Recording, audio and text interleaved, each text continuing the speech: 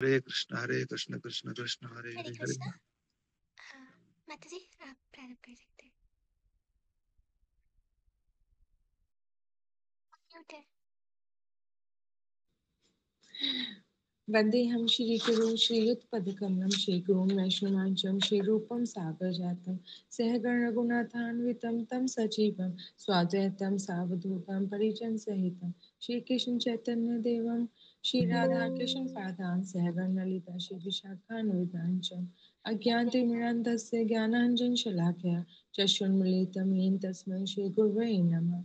हे कृष्ण करुणा सिंधु दीनबंधु जगतपते गोपेश गोपिका कांत राधा कांत नमस्तुते तप्त कांचन गौरांगी राधे वृंदावनेश्वरी विश्वानुसुते देवी परमामि हरि प्रिय।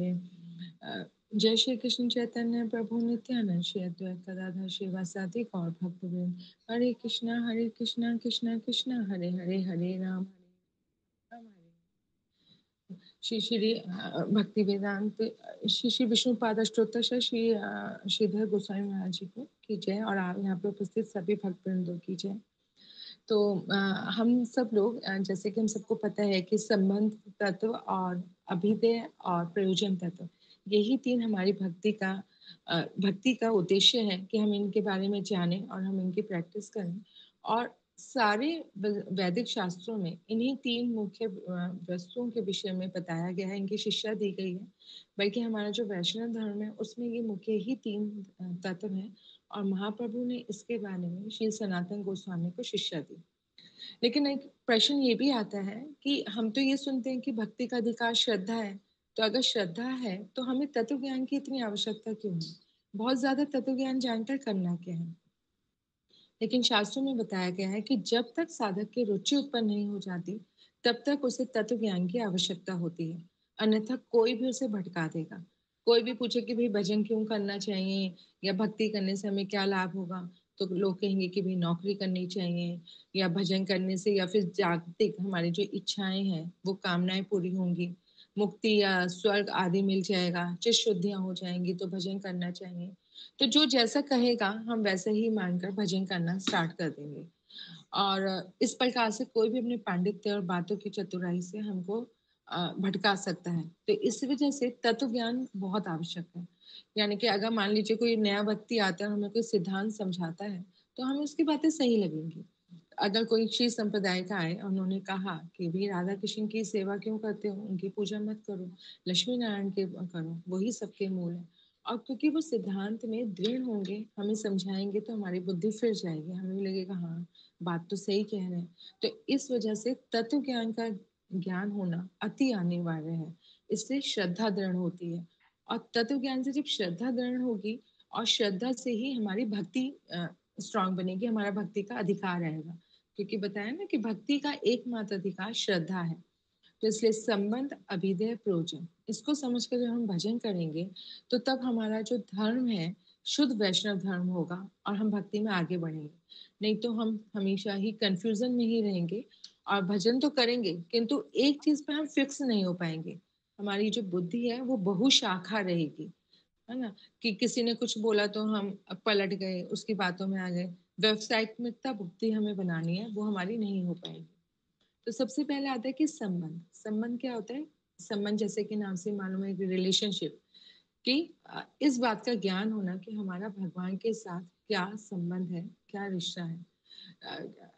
जैसे गौड़ीय वैष्णव संप्रदाय में संबंध अभिधेय प्रयोजन जैसे कि मैंने बताया कि बहुत ही महत्वपूर्ण है।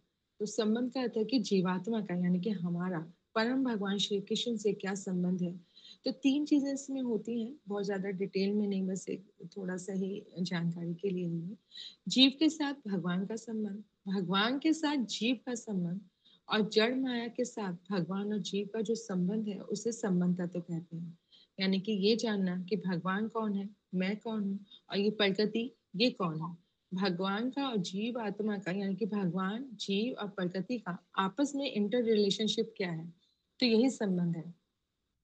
जीव की पहचान वैसे तो यद्यपि बहुत सारे शास्त्रों में दी गई है, उसमें बताया गया है, लेकिन यहाँ पर भगवत गीता के माध्यम से बताने का प्रयास है क्योंकि भगवत गीता हम सबने पढ़ा हुआ है। तो भगवत गीता में श्लोक आता है, ममे वांशो जीव लोका जीव भूते सनातना मनः षष्ठानि इंद्रियाणि प्रकृति स्थाने कश्यति, कि जीव सनातन रूप से कृष्ण का अंश है ना। अभी इतना हमें सबको पता ही है कि हम सब भगवान के अंश हैं। ममे वांशु जीव लोके, कृष्ण के साथ हमारा एक संबंध है। और जीव कौन है? सनातन तत्व है। आगे कह रहे हैं मना षष्ठानि इंद्रियाणि प्रकृति स्थानी कश्यति। कश्यति का मतलब होता है कि संघर्ष कर रहा है, कष्ट पा रहा है। तो हम क्यों कष्ट पा रहे हैं? क्योंकि हम गलत जगह पर गलत चीज ढूंढ रहे हैं। हम यहाँ से हमारा संबंध नहीं है इस जड़ प्रकृति से, क्योंकि हम भगवान के अंश हैं। तो हमारा संबंध भगवान के धाम से है, हम वहाँ के वासी हैं। तो इसलिए हम कष्ट पा रहे हैं। और इसका प्रमाण हम अपने जीवन में तो देखते ही देखते हैं, बल्कि शास्त्रों में भी बताया गया है, जैसे कि भगवद गीता में बताया अलग अलग जगह पे कि दुखालयम अशाश्वतम, कि ये जो जगत है दुखों का घर है और अशाश्वत है। अनित्यम असुखम लोकम, 9.33 श्लोक में बताया, 9वें अध्याय के 33वें श्लोक में, कि अनित्य भी है, असुखम भी ये लोक है, ये इसकी पहचान है, इसका गुण है। और साथ में 13वें अध्याय के 9वें श्लोक में भगवान बताते हैं कि जन्म मृत्यु जरा व्याधि दुख दोष अनुदर्शन, कि जन्म में, मृत्यु में, जरा व्याधि में, दुख दोषों का देखो। तो इन श्लोकों से बताया जाता है कि ये जगत बहुत ही कष्ट में है, बहुत दुखकारी है।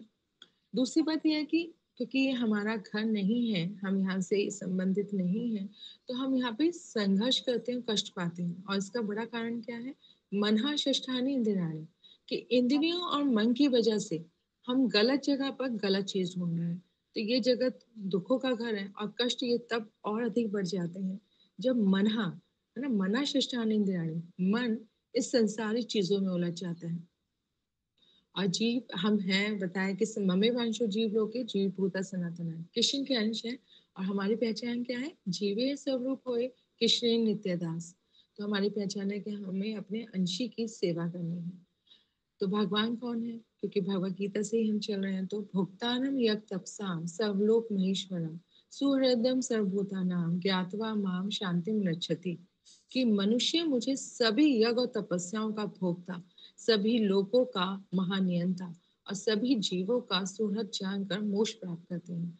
तो भगवान ही सब कुछ है। तो हम मन शिष्टानी इंद्रियाणी, यानी कि जैसे कि पहले बताया कि यहाँ हम सब कष्ट पा रहे हैं, हम सबको मालूम है कि ये सारी बाहरी वस्तु है ना, इनसे सुख नहीं प्राप्त होगा। अगर नया कोई भी हम मटेरियल चीज खरीदते हैं, चाहे मकान लें, कपड़ा लें, या मोबाइल लें, या कुछ बाहर खाने जाएं, जो भी चीजें हैं जो हमें लगता है कि हमें सुख प्रदान कर रही हैं, वो सब टेम्परेरी हैं, थोड़े समय के लिए।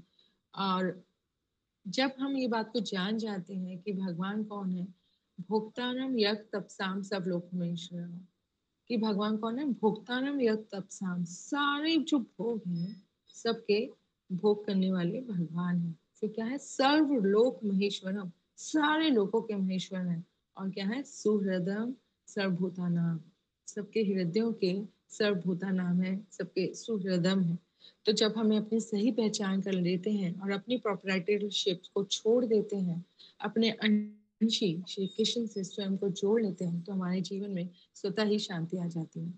तो मदन मोहन जी संबंध तत्व के देवता हैं, और उनका संबंध तत्व का हम सबको पता ही होगा। जयताम सुरतो पंगुर्मम मंद मते गति मत सर्वस पदाम्भोजो राधा मदन मोहन, कि आप दोनों के श्री राधा मदन मोहन को मैं प्रणाम करता हूँ। मैं अत्यंत मंद हूँ, मेरी गति एकमात्र आप ही हैं। मैं अपना सब कुछ श्री राधा मदन मोहन के चरणों में अर्पित करता हूँ। तो गति तो मंद है ही, हमारी जो मति है वो तो मंद है ही, तभी हम अशाश्वत जगत में सुख ढूंढ रहे हैं। और यही संबंध का जो, यही हमारा संबंध है, प्रणाम मंत्र है। अभी तक हमारा संबंध किससे? प्राकृत काम से है। हम चाहते हैं कि हम चाहते हैं कि हमारा संबंध अप्राकृत काम के साथ, यानी कि मदन मोहन के साथ हो जाए। तो मदन मोहन कौन है? मदन मोहन है प्राकृत इंद्रियों को प्राकृत कामदेव से छुड़ाकर अपने चरणों में लगा लेने वाले। तो इसीलिए जो मदन मोहन है, हमें वो अधिष्ठात्र देव हैं संबंध तत्व के, और हमें उनसे ये प्रणाम मंत्र रोज करना चाहिए, ताकि कि हमारा भगवान के साथ संबंध जुड़े। दूसरा आता है तत्व अभिधेय। अब पता तो चल गया कि भगवान के साथ हमारा संबंध है। अब आगे ये जो प्रोसेस है, इस ज्ञान को कि कृष्ण के साथ हमारा संबंध है, ये तो हमने जान लिया। अब ऐसी कौन सा प्रोसेस, प्रक्रिया को फॉलो करें या हम कौन सी प्रैक्टिस करें कि ये जो संबंध है ये हमारे व्यवहार में है। क्योंकि जैसे कि हम अपने इस जीवन में देखते हैं कि एक लड़की जिसकी शादी नहीं होती अपने माता पिता के साथ रहती है, और जब वो शादी होकर जाती है तो उसके बाद धीरे धीरे उसे का न केवल पति से बल्कि पति से जुड़े हुए अन्य चीजों से, उस परिवार से, उस संबंध, उस घर से इतना रिश्ता जुड़ जाता है कि कुछ समय में बाद, कुछ सालों बाद उसे अपने पति का घर, जहाँ उसका ब्याह हुआ था, शादी हुई थी, वो ही उसे अपना घर लगने लगता है। और अपना जो पिताजी का घर है, वो मायका, वो उसका लगता है कि भाई का घर है, माँ का घर है, ऐसा हो जाता है। तो क्या वो साधन होता है, एक प्रक्रिया उसने फॉलो की होती है अपने पति के घर में सबकी सेवा करना, घर के काम करना, उस चीज को अपना समझना, उससे उसका वहाँ पे रति ज्यादा, उसका वहाँ पे मन ज्यादा लगता है। तो अभिदय का दूसरा नाम ही है साधन करना, प्रोसेस करना, कि वो हम प्रैक्टिस कौन सी ऐसी प्रैक्टिस करें कि वो संबंध हमारे व्यवहार में आए। तो इसे हम ऐसे भी बोल सकते हैं कि साध्य वस्तु को प्राप्त करने के लिए अपनाई गई जो प्रक्रिया है या हम कौन से मार्ग का अवलंबन करते हैं वही साधन कहलाता है। और ये बहुत ही इम्पोर्टेंट बात है कि कौन से मार्ग का हम अवलंबन करते हैं, इसी वजह से ही भक्तों की साधना अलग अलग हो जाती है। क्यों? क्योंकि उनके साध्य अलग अलग है। हमारे साध्य कौन है? मदन मोहन, जो कि प्राकृत काम को अप्राकृत काम के देवता हैं। हमारे अपनी इंद्रियों को उनमें लगाना है। वही हमारी जो इंद्रियां जो संसार में लगी हुई हैं उन्हें छुड़ाकर, प्राकृत कामदेव से छुड़ाकर अपने अप्राकृत कामदेव में लगाएंगे। तो हमें उनसे संबंध करना है। और जब ये जो मार्ग का अवलंबन है, साधन की प्रक्रिया है, सब अलग अलग जैसी जैसी प्रक्रिया को अपनाएंगे वो वहीं का वहीं चले जाएंगे, है ना। तो अब ये बहुत इंपॉर्टेंट है क्योंकि जब बोला जाता है कि कोमल श्रद्धा होती है, आप तत्वों को जाने, या जो कोमल श्रद्धा वाले जो साधक होते हैं उनको ये कहा जाता है कि नहीं, इधर उधर नहीं सुनना है, केवल अपने गुरुदेव की बात सुनो, केवल जो वैष्णव साहित्य है, जो वैष्णव ग्रंथ है, केवल उनका ही अध्ययन करो, इधर उधर हर जगह मत श्रवण करो। तो इसका कारण भी यही होता है क्योंकि अभी तो हमें ज्यादा कुछ पता है नहीं। और जैसे कि साधन का जो हमने मार्ग का अवलंबन किया, उसी से ही, जैसे कि मान लीजिए, देखिए, मार्ग का अवलंबन से कर्मी ने भी किया, मार्ग का अवलंबन साधन करा, ज्ञानी ने भी किया, योगी ने भी किया, लेकिन इनके साधन, भक्त करने भी साधन किया, बस सबका अलग अलग साधन हो जाता है। तो इसलिए क्यों? क्योंकि उनके साध्य भी अलग अलग होते हैं, उनकी क्या भावना है, किस भावना से वो साधन कर रहे हैं। बाहर से देखने में तो सब भक्ति ही लगता है। इसलिए बोला जाता है कि जो कोमल श्रद्धा के साधक हैं, जिन्होंने अभी बहुत ज्यादा तत्वों का ज्ञान नहीं है, जो भाव में रहते हैं अभी, मतलब हम हमारा भाव तो मटेरियल वाला है ना, तो वो अपने ही संप्रदाय से जुड़कर हैं। तो ये बहुत ही इंपॉर्टेंट बात है। तो गौड़ीय वैष्णव संप्रदाय में हमारा जो अभिधेय है, साधन है, विशेष रूप से हम क्या करते हैं, हम अपने गुरु और आचार्यों के गाइडेंस में करते हैं, परंपरा से प्राप्त ज्ञान को फॉलो करते हैं, है ना, परंपरा से प्राप्त ज्ञान। महाजनों ये गता सह पंथा, जो महाजनों ने जो पथ दिखाया है हम उसको फॉलो करते हैं, और यही हमारा अभिधेय है। तो श्री रूप गोस्वामी ने हमको 64 भक्ति के अंग बताए, उसमें से नवता भक्ति प्रमुख है। तो नवता भक्ति हम सबको पता है कि श्रवण, कीर्तनम, स्मरणम, पाद सेवनम, अर्चनम, वंदनम, दास्यम, सख्यम, आत्मनिवेदन। लेकिन विशेष रूप से नाम संकीर्तन इस कलयुग का प्रमुख धर्म है। और गौड़ीय वैष्णव संप्रदाय के जो प्रवर्तक हैं, महाप्रभु ने स्वयं आया और इसका हमें वर्णन किया, हमें बताया। तो इसीलिए भक्ति रसामृत सिंधु में ये साधन वर्णित है, और हम इसको फॉलो करते हैं, नाम संकीर्तन। और इसीलिए नाम संकीर्तन पर बहुत जोर दिया जाता है, नवता भक्ति पर। साथ में जो गोविंद देव जी हैं वो अभिधेय के देवता हैं, और उनका परिणाम मंत्र है, दिव्य वृंदारण्य वृंदा अरण्य कल्प ध्रुमाधा श्रीमद रत्नाका सिंहासनस्थो श्री श्री राधा श्री गोविंद देवो पृष्ठानि सेव्य मानुस स्मरणामि।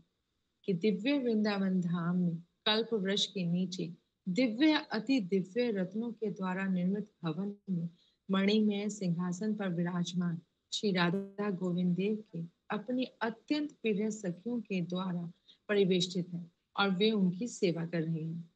तो अभिधेय है सेवा करना। तो हमारा अभिधेय है हमको सेवा करनी है, किसकी करनी है? गोविंद देव जी की, गोविंद जी की। गोविंद जी कौन? जो इंद्रियों के द्वारा पूजित होते हैं। तो अभी हमारी सारी इंद्रियां भोग में डूबी हुई हैं, जड़ जगत में लगी हुई हैं, उनको हमें वहां से हटाकर भगवान की सेवा में लगाना है। इसलिए गोविंद जी अभिदय के देवता है। और आगे आता है, इन सबको करने से मिलेगा क्या, क्या प्राप्त होगा? तो प्रयोजन क्या है हमारा, हमारा गोल क्या है?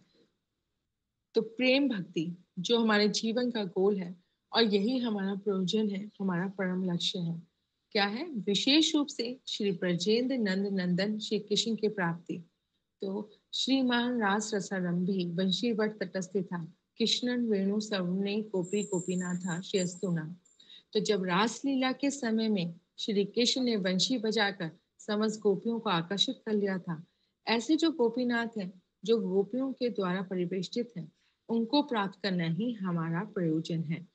तो जो गोपियों के नाथ हैं, यहाँ पे बताया ना गोपियों के नाथ हैं, जहाँ पर रास आरंभ हुआ था, उसी रास लीला से युक्त श्री कृष्ण की समस्त गोपियां विराजमान है, वहीं पहुंचना हमारा अभीष्ट है। तो कौन से वाले कृष्ण? जो कि श्री ब्रजेंद्र नंद नंदन है, जो कि गोपीनाथ है। वेणु सव ने गोपी गोपीनाथ श्रेयस्तुनः। जो गोपियों के, राधा जी के नाथ है, वही हमारे एकमात्र प्रयोजन है, हमें उन्हें प्राप्त करना है। तो जब गोपीनाथ जी राधा रानी के साथ विराजमान है, ये विशेष बात है, और यही हमारे संप्रदाय का, गौड़ीय वैष्णव संप्रदाय का वैशिष्ट्य है। तो हमारा प्रयोजन क्या है? केवला भक्ति, ना गुणा भक्ति, ना प्रधानी भूता भक्ति, केवल मात्र केवला भक्ति। केवला भक्ति में केवल कृष्ण की प्रधानता, राधा रानी की प्रधानता। तो भगवत गीता में ये बात कही गई है, परम गुरुदेव का ये बहुत ही प्रिय श्लोक भी है। मन मना भव मद भक्तो मद्याजी माम नमस्करो, माम एव एष्यसि युक्तवा एवं आत्मानं मत प्राणम।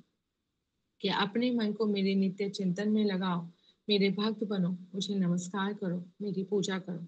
इस प्रकार मुझ में पूर्णतया तल्लीन होकर तुम निश्चित रूप से मुझे प्राप्त कर पाओगे। तो भगवान को प्राप्त करने का क्या तरीका है और भगवान कैसे मिलेंगे, तो उन्होंने साफ बता दिया कि मन को मेरे नित्य चिंतन में लगाओ, मन मना भव मद भक्तो, मेरे भक्त बनो, मध्याजी माम नमस्करो, मुझे नमस्कार करो, माम एवश्यसि युक्त एवं आत्मानम, और मेरी पूजा करो। इस तरह से जब पूर्णतया मुझ में तल्लीन रहोगे, तो विशेष रूप से और निश्चित रूप से मुझे प्राप्त करोगे। तो इस प्रकार जब हम अच्छी प्रकार से साधन अभ्युदय और प्रयोजन को सही रूप से जान लेते हैं, तो जो हमारी भक्ति है वो श्रद्धा दृढ़ होती है। और जब हमारी श्रद्धा ही मेन है, श्रद्धा ही जब दृढ़ होगी, तो हम और अधिक मनोयोग से केवल भक्ति की ओर अग्रसर होंगे। जैसे कि एक छोटे बच्चे को, या जो बच्चा इंजीनियरिंग की तैयारी कर रहा है, तो उसे पता है कि मुझे इंजीनियर बनना है, मुझे ये एग्जाम आईआईटी का जो एंट्रेंस है इसे क्लियर करना है, तो वो अपना दिलो दिल और जान से वो उसका तैयारी करेगा। इसी तरह से जब हम संबंध अभिधेय और प्रयोजन जान लेते हैं बहुत अच्छे से, तो हमारी श्रद्धा बहुत दृढ़ होती है, और हमें कोई डिगा नहीं सकता जब हम इधर उधर की बातें सुनते हैं और भक्ति में आगे बढ़ते हैं। तो एक बार समरी में सारांश के तौर पे मैं बता देती हूँ कि संबंध क्या है, भगवान के साथ हमारा संबंध, इस बात को जानना कि हम कौन है, भगवान कौन है।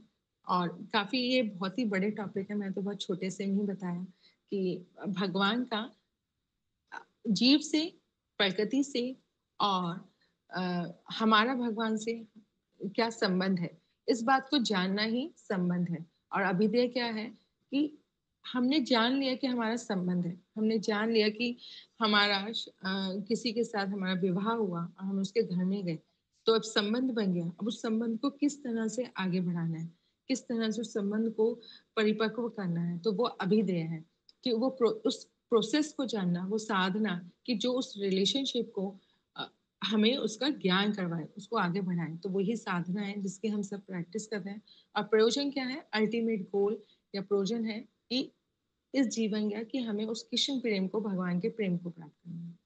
तो ये सब कह के मैं अपनी वाणी को विराम कर देती हूँ। वांछा कर्तव्य कृपा सिंधु पतितनां पावनेभ्यो वैष्णवेभ्यो नमः।